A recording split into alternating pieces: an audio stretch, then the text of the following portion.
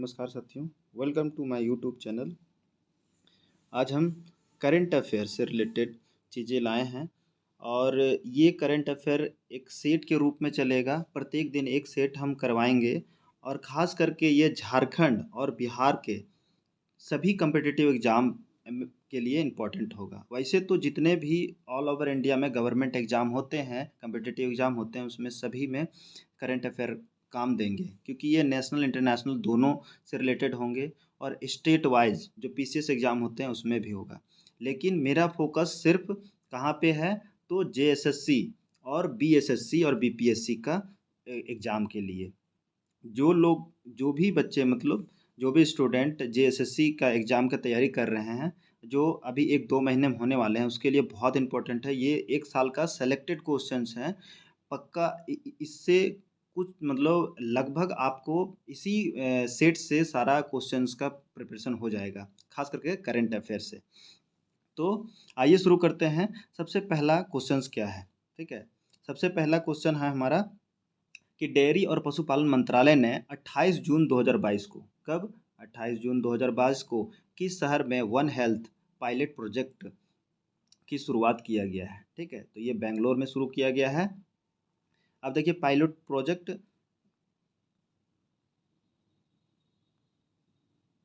Dairy और पशुपालन मंत्रालय ने 28 जून 2022 को क्या शुरू किया गया था, मतलब डेयरी पशुपालन मंत्रालय ने एक प्रोजेक्ट स्टार्ट किया गया है जो वन हेल्थ के नाम से पायलट प्रोजेक्ट है और लॉन्च किया। वन हेल्थ पायलट प्रोजेक्ट भविष्य में कोविड-19 महामारी जैसी जीनोटिक बीमारी के प्रकोप को रोकने हेतु समाधान तैयार करने के लिए मानव और पशु तथा पर्यावरण स्वास्थ्य के हितधारकों को एक मंच पर लाएगा, ठीक है। ये तीनों चीज़ों को देखते हुए इसको शुरू किया गया है। इसीलिए केंद्र सरकार को, देखिए केंद्र को राष्ट्रीय वन हेल्थ रोड मैप विकसित करने में भी मदद करेगा। तो पहला क्वेश्चन का आंसर सही है बेंगलुरु। अगला क्वेश्चन है कि डीआरडीओ और भारतीय सेना ने किस राज्य में एंटी टैंक गाइडेड मिसाइल का सफल परीक्षण किया गया, ठीक है। तो ये महाराष्ट्र में शुरू किया गया है। रक्षा मंत्रालय ने कहा कि डीआरडीओ और भारतीय सेना ने महाराष्ट्र के अहमदनगर में, कहाँ पे है, तो ये महाराष्ट्र में शुरू किया गया था। महाराष्ट्र के कहाँ पे, अहमदनगर में के रेंज में स्वदेश निर्मित टैंक रोधी, ठीक है, जो मतलब इंडिया में ही बना हुआ टैंक का एंटी गाइडेड मिसाइल का सफल परीक्षण किया है। मंत्रालय ने बताया या बनाया अर्जुन जो युद्धक टैंक से टैंक रोधी निर्देशित मिसाइल जो का सफल परीक्षण किया गया। मल्टी प्लेटफॉर्म लॉन्च क्षमता के साथ विकसित किया गया है और वर्तमान में एमटीवी अर्जुन की 120 मिमी राइफल्स गन से इससे तकनीकी मूल्यांकन का परीक्षण चल रहा है, ठीक है।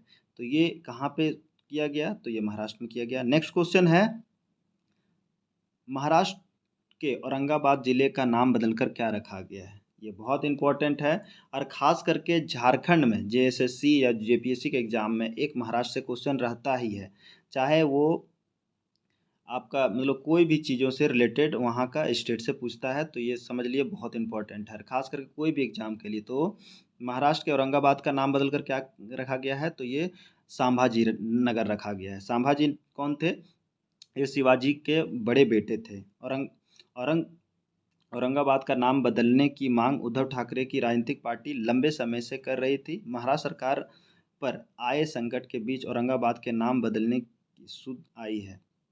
संभाजी मराठा राजा छत्रपति शिवाजी के सबसे बड़े पुत्र थे, जिनके नाम पर पार्टी का नाम रखा गया। औरंगाबाद का को इसका नाम 17वीं शताब्दी में मिला, जब मुगल सम्राट औरंगजेब इस क्षेत्र का गवर्नर थे, ठीक है।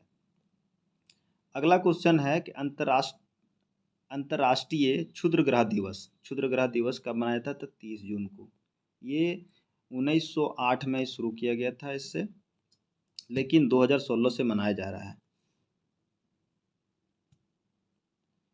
हर साल 30 जून को अंतर्राष्ट्रीय क्षुद्र ग्रह दिवस के रूप में मनाया जाता है। संयुक्त राष्ट्र द्वारा भी मनाया जाता है अंतर्राष्ट्रीय क्षुद्रग्रह दिवस 30 जून 1908 को हुई साइबेरियन तुंगस्का घटना, ठीक है, साइबेरियन तुंगस्का इवेंट जो हुआ था कि वर्षगांठ पर आयोजित किया जाता है। अंतर्राष्ट्रीय क्षुद्रग्रह दिवस मनाने का संकल्प 2016 में संयुक्त राष्ट्र में प्रस्तुत किया गया था, ठीक है। अगला क्वेश्चन है क्यूएस बेस्ट स्टूडेंट सिटीज 2023 के अनुसार, ठीक है, क्या है QS students best student cities 2023 के अनुसार दुनिया भर के छात्रों के लिए रहने के लिहाज से भारत में सर्वोच्च रैंक वाला शहर कौन सा है? तो ये हमारा मुंबई है। कौन सा है? मुंबई। मुंबई कैसे है मुंबई? तो इसका रैंक कितना मिला है? क्यूएस बेस्ट स्टूडेंट सिटीज 2023 के अनुसार दुनिया भर के छात्रों के लिए रहने के लिहाज से भारत के सर्वोच्च रैंक वाला शहर मुंबई है। मुंबई की ग्लोबल रैंकिंग 103 है। कितना है? 103 है, ठीक है। QS best student cities ranking छात्रों को उनके अध्ययन निर्णयों के लिए रेलिवेंट, ठीक है, और फैक्टर्स की एक सीरीज के बारे में स्वतंत्र डेटा देती है, जिसमें छात्रों के सामर्थ्य, जीवन और गुणवत्ता, विश्वविद्यालय का मानक और उस डेस्टिनेशन में अध्ययन करने वाले पिछले छात्रों के विचार शामिल किए जाते हैं, ठीक है। अगला क्वेश्चन है दीपक पुनिया ने किर्गिस्तान के बेशकेक में अंडर-23 एशियाई कुश्ती प्रतियोगिता में कौन सा पदक जीता? ये कांस्य पदक जीते, ठीक है। दीपक पुनिया के बारे में फ्री स्टाइल कुश्ती से रिलेटेड हैं, ठीक है, इन्होंने कांस्य पदक जीता है। दीपक पुनिया ने किर्गिस्तान के बेशकेक में अंडर-23 एशियाई कुश्ती प्रतियोगिता में कांस्य पदक जीता। उन्होंने 86 किलोग्राम की फ्री स्टाइल श्रेणी में मस्कत सेतीबाल्डी को हराया, ठीक है, और 2019 में इन्होंने विश्व कप चैंपियनशिप में भी रजत पदक के विजेता रहे हैं। अगला क्वेश्चन है कि दिल्ली के मुख्यमंत्री अरविंद केजरीवाल के अनुसार निःशुल्क, यहाँ पे छूट गया, मिसप्रिंट है, निःशुल्क राशन देने की योजना को किस तारीख तक बढ़ाने की फैसला किया है, ठीक है। तो ये 30 सितंबर तक बढ़ाया है। तो 30 सितंबर तक दिल्ली के मुख्यमंत्री अरविंद केजरीवाल ने कहा है कि निःशुल्क राशन देने की योजना को 30 सितंबर तक बढ़ाने का फैसला किया गया है। उन्होंने कहा कि इस कदम से करीब 73 लाख लोगों को फ़ायदा होगा। बयान के मुताबिक बढ़ती महंगाई का संज्ञान लेते हुए जनता को जरूरी राहत देने की योजना को विस्तार किया है। अगला क्वेश्चन है, नेक्स्ट क्वेश्चन है, महाराष्ट्र सरकार ने किस आईपीएस अधिकारी को मुंबई का नया पुलिस आयुक्त नियुक्त किया है? तो विवेक फणसालकर को किया है। अगला क्वेश्चन है कि किस देश ने बेलारूस को इस्कंदर एम मिसाइल सिस्टम स्थानांतरित करने की घोषणा की है? तो ये रूस किया है। सीधा सीधी आप जानते भी होंगे या तो पढ़ते हैं। तो बेलारूस जो है ये रूस का एक बहुत ही करीबी कंट्री है, मतलब उसका बॉर्डर भी शेयर करता है और यहाँ पे इसका काफ़ी साथ भी देता है, मतलब फ्रेंडली कंट्री में आता है। तो इस मिसाइल का रूस ने बेलारूस को इस्कंदर एम मिसाइल सिस्टम स्थानांतरित करने की घोषणा की है। यह मिसाइल प्रणाली अपने परमाणु और पारंपरिक संस्करणों में बैलिस्टिक या क्रूज मिसाइलों का उपयोग कर सकती है। क्या कर सकती है? बैलिस्टिक और क्रूज मिसाइल का भी इस्तेमाल कर सकती है। इसमें इस्कंदर एम मिसाइल प्रणाली को नाटो द्वारा SS-26 स्टोन के रूप में कोड नेम दिया गया है। इस्कंदर एम मिसाइल की मारक क्षमता 500 किलोमीटर है या 700 किलोमीटर तक पेलोड ले जाने की क्षमता है इसमें। तो किसने दिया है? तो रूस ने दिया है। किसको? तो बेलारूस को, ठीक है। कौन है? इस्कंदर मिसाइल, ध्यान देना। ये भी इम्पोर्टेंट है क्योंकि अभी रसिया काफ़ी चर्चा में है, तो इससे क्वेश्चन पूछा जा सकता है। राष्ट्रीय सांख्यिकी दिवस, नेशनल स्टैटिक डे, निम्न में से किसने मनाया, मतलब सॉरी, राष्ट्रीय सांख्यिकी दिवस केंद्र सरकार ने 1 जुलाई 2005 हर साल 29 जून को राष्ट्रीय सांख्यिकी दिवस, तो ये किस डेट को मनाया जाता है, तो 29 जून को। हर साल 29 जून को राष्ट्रीय सांख्यिकी दिवस नेशनल स्टैटिस्टिक्स डे के रूप में मनाया जाता है। 29 जून को प्रोफेसर प्रशांत चंद्र महालनोबिस, ठीक है, प्रोफेसर जो महालनोबिस द्वारा राष्ट्रीय सांख्यिकी प्रणाली स्थापित करने में किए गए योगदान को सम्मानित करने के लिए चुना गया था। राष्ट्रीय सांख्यिकी दिवस वर्ष 2007 में पहली बार मनाया गया था। विश्व जनसंख्यिकी दिवस 20 अक्टूबर को मनाया जाता है। अब देखिए यहाँ पे 20 अक्टूबर जो है वर्ल्ड स्टैटिक डे मनाया जाता है और 29 जून को नेशनल स्टैटिक डे। अगला क्वेश्चन है कि केंद्र सरकार किस तारीख से सिंगल यूज प्लास्टिक के उपयोग पर प्रतिबंध लगाने के लिए पूरी तरह तैयार है। 1 नवंबर 2022, 1 जुलाई 2022, 1 दिसंबर 2022 या 1 जुलाई 2023। तो 1 जुलाई 2022 से, ठीक है, 1 जुलाई 2000 केंद्र सरकार ने 1 जुलाई 2022 सिंगल यूज प्लास्टिक के उपयोग पर प्रतिबंध लगाने के लिए पूरी तरह तैयार है। सिंगल यूज प्लास्टिक को डिस्पोजेबल प्लास्टिक के रूप में भी जाना जाता है। इसका उपयोग केवल एक बार किया जाता है। प्लास्टिक इतना सुविधाजनक और सस्ता है कि इससे पैकेजिंग उद्योग की अन्य सामग्रियों की जगह ले ली है। भारत में हर साल 9.46 मिलियन टन प्लास्टिक, लगभग 10 मिलियन टन कचरा पैदा होता है। इसमें से 43% सिंगल यूज़ प्लास्टिक है। सोचिए, लगभग 50% सिंगल यूज़ प्लास्टिक है। इसको बंद करने होने से काफ़ी पॉल्यूशन से राहत मिलेगा। अगला क्वेश्चन है कि शापूरजी पालिनजी ग्रुप, ठीक है, शापूरजी पालिनजी ग्रुप के किस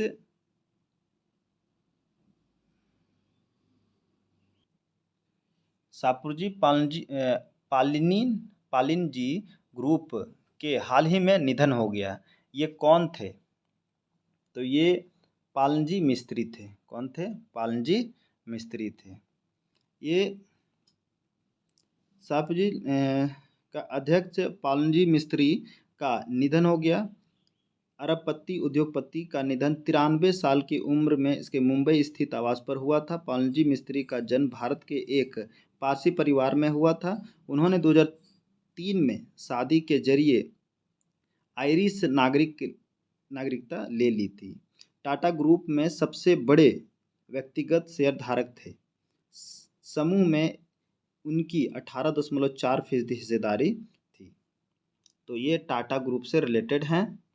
अगला क्वेश्चन है कि हाल ही में किस छोटे पैमाने पर कुटीर उद्योग विकसित करने हेतु जलकुंभी, ठीक है, क्या है? जलकुंभी विषाक्त जलीय खरपतवार पौधा का उपयोग करके एक उत्कृष्ट उदाहरण स्थापित किया है। कौन किया है? तो ये पश्चिम बंगाल। हाल ही में छोटे पैमाने पर कुटीर उद्योग का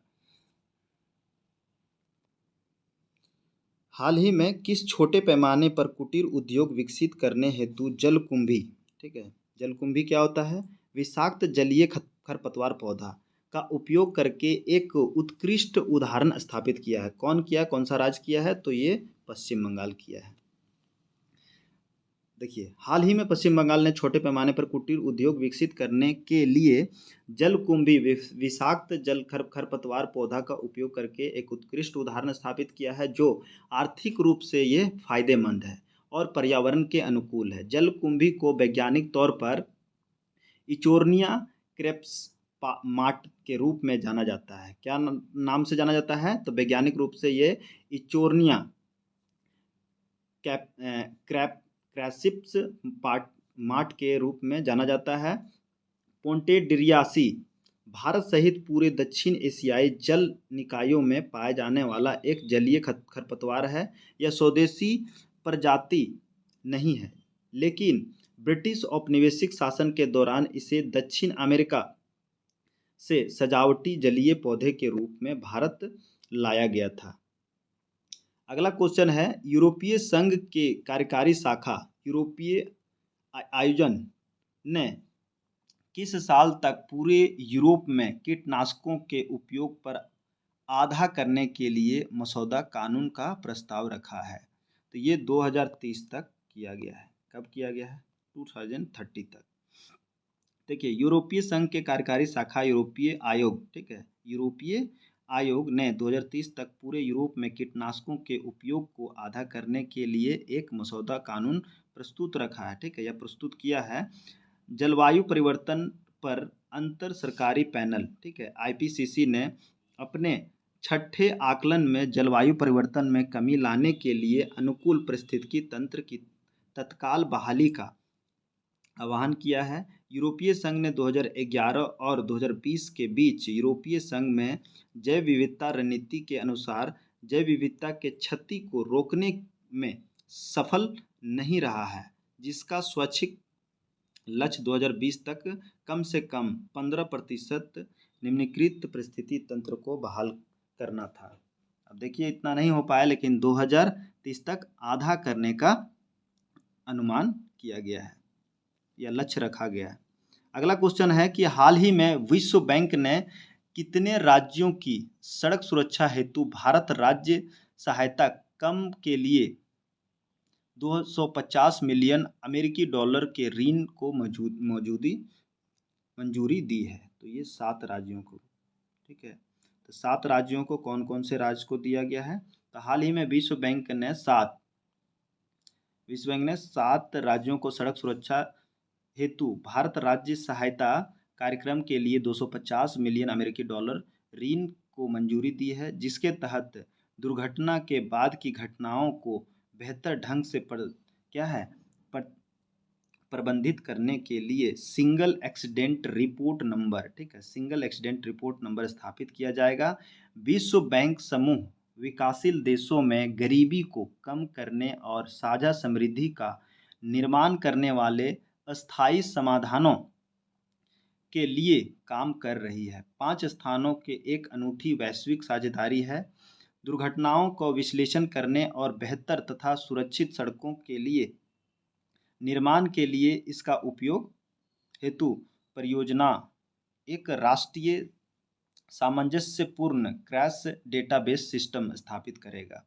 अगला क्वेश्चन है कि ड्रग्स कंट्रोल जनरल का इंडिया, ठीक है, drugs control general of India ने हाल ही में कितने साल के बच्चों के लिए सीरम इंस्टीट्यूट ऑफ इंडिया की कोविड-19 वैक्सीन कोवैक्स को मंजूरी दी है?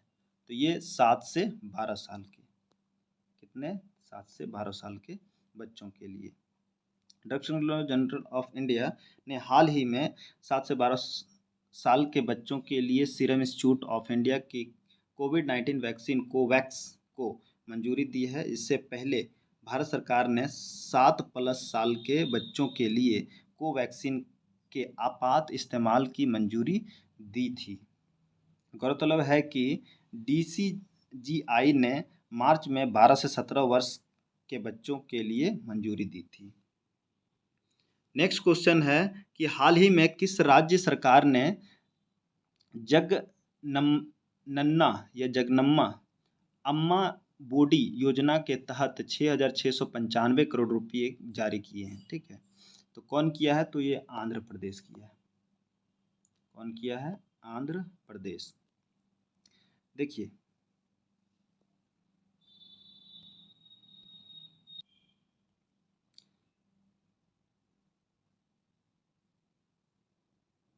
आंध्र प्रदेश ने जगनन्ना अम्मा बोडी योजना के तहत 6,695 करोड़ रुपये जारी किए हैं। जगनन्ना अम्मा बोडी योजना आंध्र प्रदेश सरकार की सबसे प्रसिद्ध योजनाओं में से एक है। यह नवरत्नालु के एक हिस्से के रूप में प्रमुख कार्यक्रम है। राज्य सरकार ने महत्वाकांक्षी योजना लाखों गरीब और जरूरतमंदों माताओं को उसके बच्चों की शिक्षित करने हेतु सहायता प्रदान करती है। तो इम्पोर्टेंट है, अगला क्वेश्चन है कि हाल ही में किस केंद्रीय प्रत्यक्ष कर बोर्ड, ठीक है, सीबीडीटी का नया अध्यक्ष नियुक्त किया है? तो ये नितिन गुप्ता को केंद्र सरकार ने Indian revenue service IRS officer Nitin Gupta को सीबीडीटी का नया चेयरमैन नियुक्त किया गया है। गुप्ता इनकम टैक्स कैडर के 1986 बैच के आईपीएस, ठीक है, आईआरएस ऑफिसर हैं और बोर्ड में मेंबर, ठीक है, के रूप में कार्यरत हैं। अगले साल सितंबर में रिटायर होने वाले हैं। नितिन गुप्ता 1986 बैच के आईआरएस ऑफिसर हैं।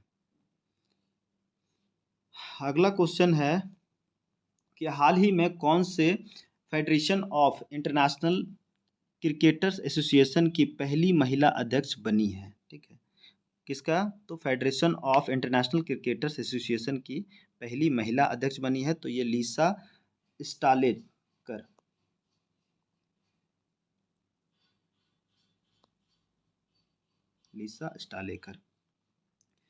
महान ऑस्ट्रेलिया क्रिकेटर लिसा स्टालेकर को कार्यकारी समिति के बैठक में federation of international cricketers association का अध्यक्ष बनाया गया है। लिसा FICA की पहली महिला अध्यक्ष है। लिसा ने अपने ऑस्ट्रेलिया टीम को 2013 में वर्ल्ड कप जिताया था। लिसा का जन्म 13 अगस्त 1979 को महाराष्ट्र के पुणे में हुआ था। उन्होंने ऑस्ट्रेलिया टीम के लिए 8 टेस्ट और 125 वनडे 54 T20 मैचें खेले। इनमें लिसा ने टेस्ट में 416 और वनडे में 2728 और T20 में 769 रन बनाए हैं। अगला क्वेश्चन है कि केंद्र सरकार ने रिसर्च एंड एनालिसिस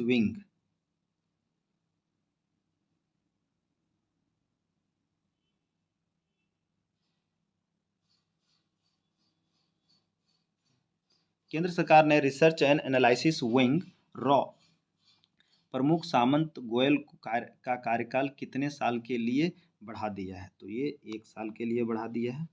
ठीक है, केंद्र सरकार ने रिसर्च एंड एनालिसिस विंग यानी कि रॉ प्रमुख सामंत गोयल को कार्यकाल 1 साल के लिए बढ़ा दिया गया है। रॉ प्रमुख गोयल 1984 बैच के पंजाब कैडर के आईपीएस अधिकारी हैं। उनका कार्यकाल समाप्त हो रहा था, लेकिन अब वे 30 जून 2023 तक पद पर बने रह सकते हैं।